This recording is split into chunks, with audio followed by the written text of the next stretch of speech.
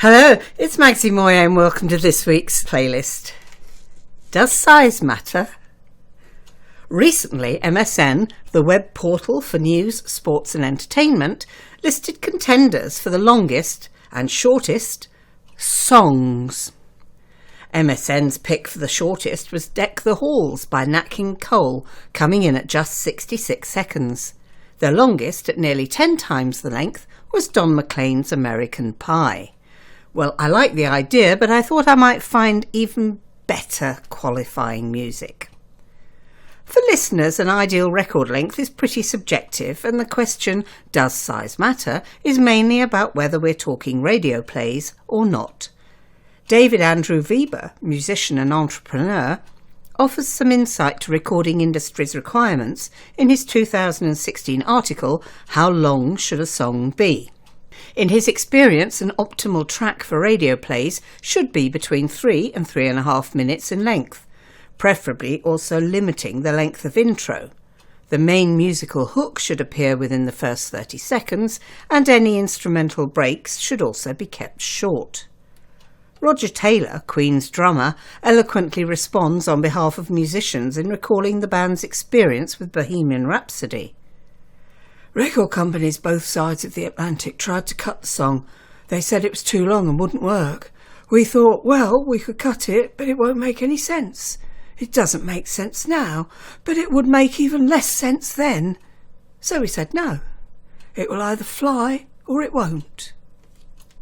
Amongst the shorter tracks in the first half of my playlist is the 2019 Old Town Road from Lil Nas X. Suffice to say that at 1 minute 47 seconds, many people who liked the song wondered why it wasn't at least twice as long. Despite the length, Lil Nas X gets quite a storyline going in his 100 seconds. A guy doesn't care much for material possessions, gets cheated by his partner and decides to drop everything and become a cowboy. As a virtual unknown, Lil Nas X, unsigned by a record label, uploaded his song to YouTube and TikTok. He racked up huge streaming numbers and topped US Billboard's streaming chart. Radio stations wanting to play the viral sensation had to get it off the internet like everyone else. With a hit on his hands, Lil Nas X found himself in a bidding war for a recording contract, and Columbia Records won. At the opposite extreme on my playlist, and at 9 minutes and 57 seconds, only 16 seconds off American Pie, is David Bowie's Black Star. This title track from his 2015 final album of the same name was produced when he was terminally ill. Originally written for the opening credits of The Last Panthers, a 6-part crime thriller, the song is a beautiful, multifaceted composition.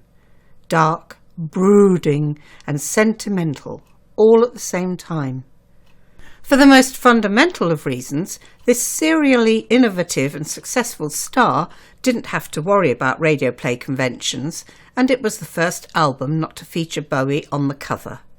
In passing, it's interesting to note that Black Star is the medical term for a particular type of cancer, perhaps a reference to his cause of death.